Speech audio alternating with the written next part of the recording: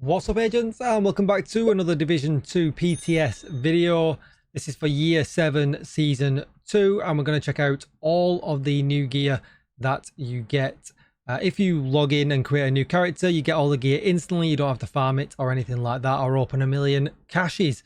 Don't forget to like, share, comment, and subscribe. Let's get straight into it. If you've not checked it out already, check out my retaliation video. I had a good few comments on that I would like to make a few changes. And I'm definitely interested to see if you agree with my feedback and if you have any extra feedback that you're also going to pass along. But with all that said, straight away, I want to check out this brand new Tempest exotic pistol. This is going to be our season master manhunt reward for next season. So it's a little while before we're going to be able to get it. You're definitely going to want damage to target out of cover on it. But I think the talent is a bit DOA, unfortunately. Because if we're going to use this on a shield build, the idea is that we've built the build around the shield never dying.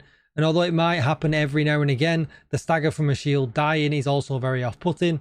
And I just think that this actually could be a little bit better. I just don't feel like this is pretty useful because you're just going to use one of your other guns, right? You could use a D50, you could use the Police Magnum, you could use the Regulus, you know.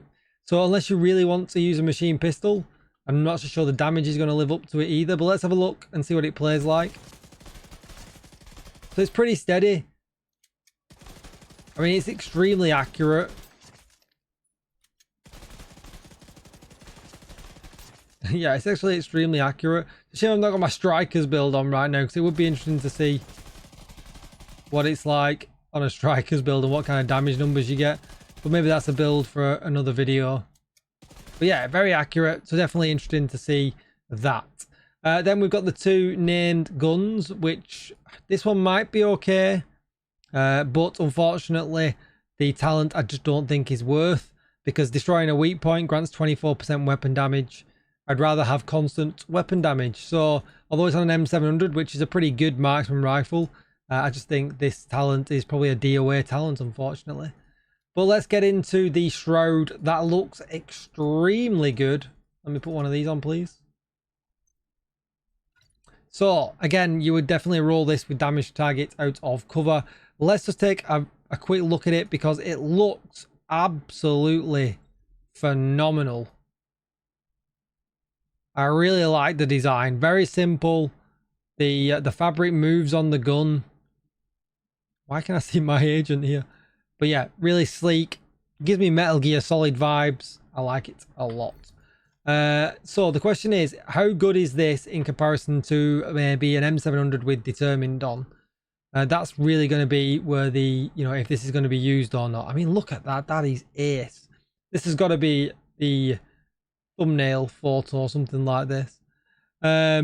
But we've got amplifies weapon damage by 125% to the highest ranking enemies within the tier hierarchy. So depending on what you got in the field in front of you, tier 1 are going to take more damage, which tend to be harder enemies. So essentially, it's going to take you a little bit of time to get used to playing with it.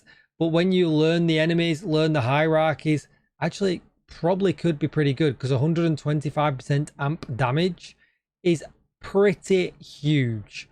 Like, that is pretty wild. So definitely interested to try this out and see how we get on. I'm probably going to need to have this hierarchy on my second screen next to me so I can kind of remember what it is. But hopefully it'll just kind of become, you know, ingrained in our head if we like to use it, if it becomes our best in slot item. Because I would have put Warhound and Mini Tank kind of together. But yeah, that's just me. So that's it for the guns. Exotic other items, we've got the Overdogs with the, what reminds me of the Karate Kid skull outfit. I kind of like it. All red, crit chance, crit damage, what we like to see. And then it has the opposite of the gun that we've just looked at, the Shroud. So this amplifies damage by 30% to the lowest ranking enemies on the field. So all your red bars and stuff will be easy kills first, and then it works its way up.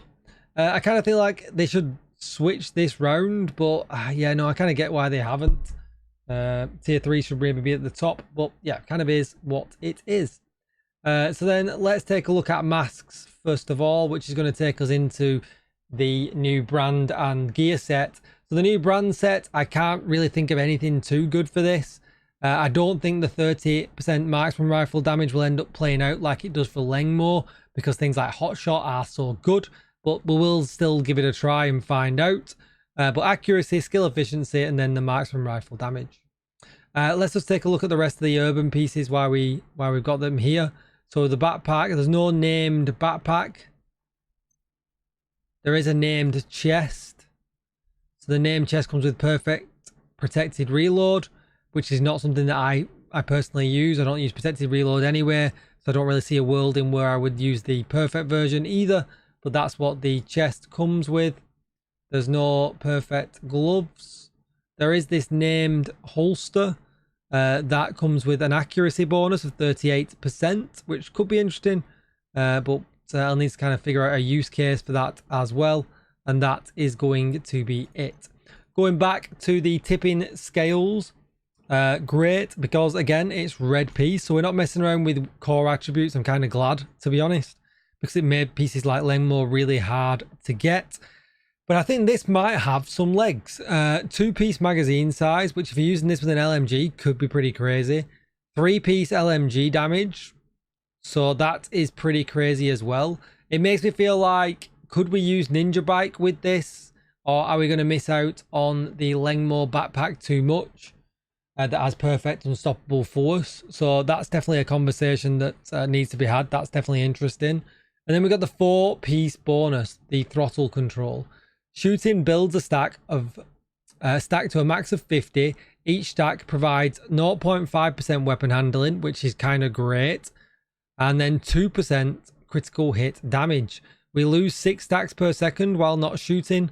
No enemy stacks are lost if an enemy is suppressed. And I found myself doing this with an LMG build earlier on when I was trying out Retaliation, that you can suppress an enemy and leave it suppressed and move on to other enemies, meaning that there is quite a lot of time during a fight that actually you can just be killing enemies that are running around while not losing stacks at all. So I think this actually could be really good. It's all red here, so let's just check the other pieces out. We've got the chest piece, again all red, no mixture in core attributes so far, but it increases the stacks from 50 to 75, which again I think could actually be a significant amount of damage and might actually be worth running, so that's pretty good to see. Holster, nothing special, which is great to see. All red still, all red for the knee still, that's great, and it's all red looks like throughout because the gloves are red as well. And then we've got the backpack. So the backpack increases the critical hit damage received per stack from 2 to 4. So I think that's incredibly powerful. Just running 4-piece with Foxes and, you know, contractors could just work really, really well. LMG's had a lot of love along with marksman rifle over the last couple of years, and it seems like that is definitely continuing. So yeah, it's going to be interesting to see how good this backpack and the stats kind of work out. But I'll do a deep dive on that later on at some other point. So as far as it comes to gear, I think we've probably covered everything. There is nothing else extra. We talked about the overdogs. We talked about that. There's no extra skills. We'll do a different video deep diving on the global modifiers because that video usually can take a while. But what is going to be interesting is we'll head up to the crafting bench area. Anaya's going to have a load of new blueprints that we're going to be able to buy from her, which these are not all going to be the ones that you'll get in the game straight away, because a lot of these you'll have to earn. So all of these exotic blueprints you'll have to earn in the game. But what is interesting in here is if we scroll through these blueprints here and make sure we're not missing anything, is that's a reconfigure, so that's fine. These are all reconfigures. Everything in here is a reconfigure. Yes, it is. So, and all the blueprints for the new section. So if we go into the new section here and we go to pistols, we don't have any raid exotics looking like they're going to be available. So assault rifles, yep. So, and then we'll just check with rifles. Yeah, okay, so the raid exotics, the Ouroboros from the Incursion are not going to be available for blueprints with the new Retaliation game mode. I think that's probably the right idea. They do tend to give the raid exotics in the stretch goals now as well, so there's another option there. And of course, the original raid ones, not the Incursion, are available in the DZ. So they do have other places to get them. Maybe later down the line they could be added to this, but I think for now, yeah, I think that's probably a good balance in what we are getting. The only other thing I think there is to look at is if we go to the bench here, you can see now expertise is capped at level 30. And even if I make perhaps this donate materials, whatever, you can see no more points here. So the cap is 30, which I don't think anyone's surprised by that. Expertise needed to be controlled. It was probably an end game feature for the game when it was coming to end of life, and obviously now it's got a lot of life in it. But that's going to be it. Let me know in the comments down below what gear you're excited to try out and use, because hopefully I'll get to that before the end of the PTS. And also let me know if there's anything that you want me to test, because maybe you're on Steam or maybe you're on consoles and you don't have access to the PTS. Thank you so much for watching. Don't forget to like, share, comment and subscribe, and I'll see you in the next one. Bye bye.